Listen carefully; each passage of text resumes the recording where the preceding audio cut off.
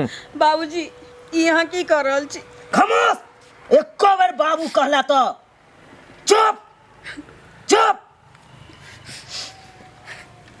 जखन बाबू कहिए के चलो एको रत्ती लाज रखला, पगड़ी का लाज रखला तू। आ तब तू हमारा बाबू बाबू कह जा हैं?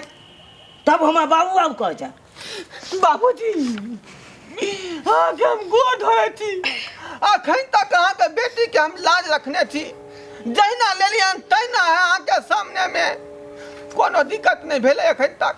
चुप चुप तू चुप। ई ठीक नहीं करे छी यहाँ। अहाँ की बाजब? कथी के समझी? कथी के समझी? बाजू अहाँ। किया कि हम एकर मौसी छिए, हम मैं छिए, मैं समान। हम छिए एकर बहिन पुत। कोई रहो अहाँ सब समझी या समझी केते आर बार रखने चलू। बेटी के बियाह में 151 मुर्गा के कटवा के बराती के खियाई तू। अतयो एक रति लाज रखला तू हैं?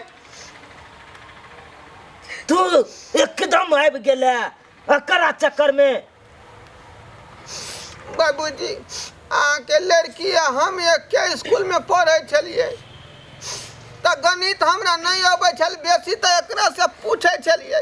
आ यह पूछताछ करते करते बात आगा बढ़ गेले। बात आगा बढ़ले तो बढ़ले, लेकिन ऐसे पहले हम बात आगे बढ़ेने चलिए। अपना बेटी के 16 के मटकोरा 17 के बियाह तय कह देने चलिए, तब एहन कर्म कला हैं? छी घिन आवे है ई सब देखत।